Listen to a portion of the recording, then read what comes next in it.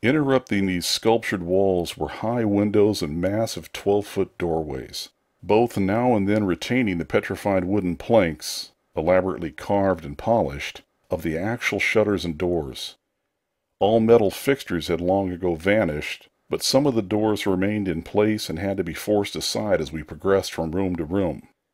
Window frames with odd transparent panes, mostly elliptical, survived here and there, though in no considerable quantity. There were also frequent niches of great magnitude, generally empty, but once in a while containing some bizarre object carved from green soapstone which was either broken or perhaps held too inferior to warrant removal. Other apertures were undoubtedly connected with bygone mechanical facilities, heating, lighting, and the like, of a sort suggested in many of the carvings. Ceilings tended to be plain, but had sometimes been inlaid with green soapstone or other tiles, mostly fallen now. Floors were also paved with such tiles, though plain stonework predominated. As I have said, all furniture and other movables were absent, but the sculptures gave a clear idea of the strange devices which had once filled these tomb-like, echoing rooms. Above the glacial sheet the floors were generally thick with detritus, litter, and debris, but farther down this condition decreased. In some of the lower chambers and corridors there was little more than gritty dust or ancient incrustations, while occasional areas had an uncanny air of newly swept immaculateness. Of course, where rifts or collapses had occurred, the lower levels were as littered as the upper ones. A central court, as in other structures we had seen from the air, saved the inner regions from total darkness, so that we seldom had to use our electric torches in the upper rooms except when studying sculptured details. Below the ice cap, however, the twilight deepened, and in many parts of the tangled ground level there was an approach to absolute blackness. To form even a rudimentary idea of our thoughts and feelings as we penetrated this eon-silent maze of unhuman masonry, one must correlate a hopelessly bewildering chaos of fugitive moods, memories, and impressions. The sheer appalling antiquity and lethal desolation of the place were enough to overwhelm almost any sensitive person, but added to these elements were the recent unexplained horror at the camp, and the revelations all too soon effected by the terrible mural sculptures around us.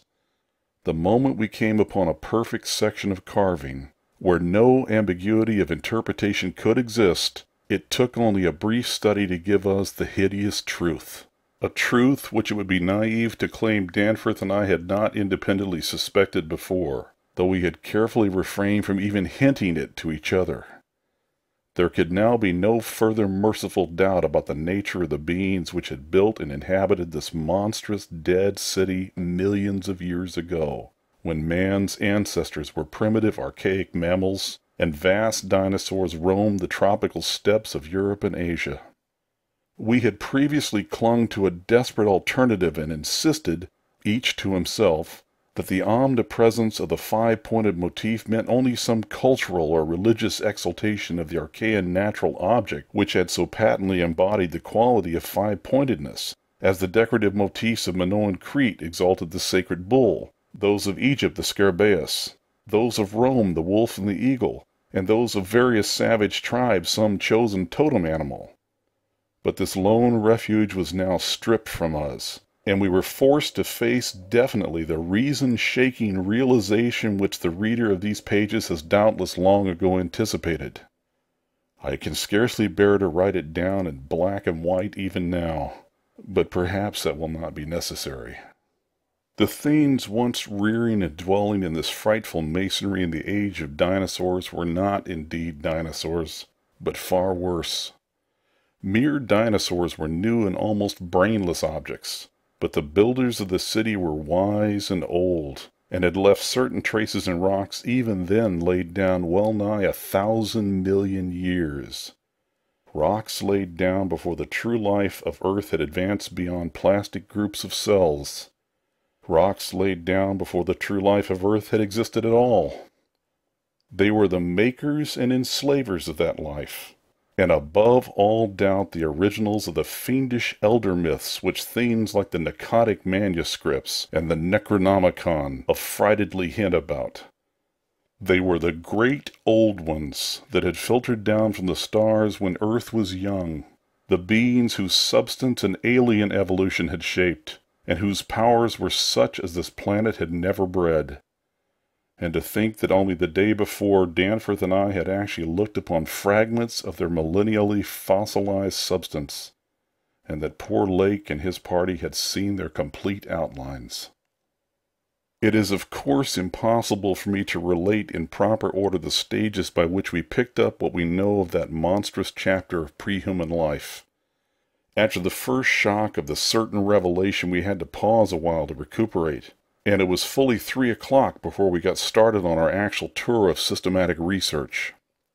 The sculptures in the building we entered were of relatively late date, perhaps 2 million years ago, as checked up by geological, biological, and astronomical features, and embodied an art which would be called decadent in comparison with that of specimens we found in older buildings after crossing bridges under the glacial sheet. One edifice hewn from the solid rock seemed to go back 40 or possibly even 50 million years to the lower Eocene or upper Cretaceous, and contained bas-reliefs of an artistry surpassing anything else, with one tremendous exception that we encountered. That was, we have since agreed, the oldest domestic structure we traversed. Were it not for the support of those flashlights soon to be made public, I would refrain from telling what I found and inferred, lest I be confined as a madman. Of course, the infinitely early parts of the patchwork tale, representing the pre-terrestrial life of the star-headed beings on other planets, and in other galaxies, and in other universes, can readily be interpreted as the fantastic mythology of those beings themselves, yet such parts sometimes involve designs and diagrams so uncannily close to the latest findings of mathematics and astrophysics that I scarcely know what to think. Let others judge when they see the photographs I shall publish. Naturally, no one set of carvings which we encountered told more than a fraction of any connected story, nor did we even begin to come upon the various stages of that story in their proper order. Some of the vast rooms were independent units so far as their designs were concerned, whilst in other cases a continuous chronicle would be carried through a series of rooms and corridors.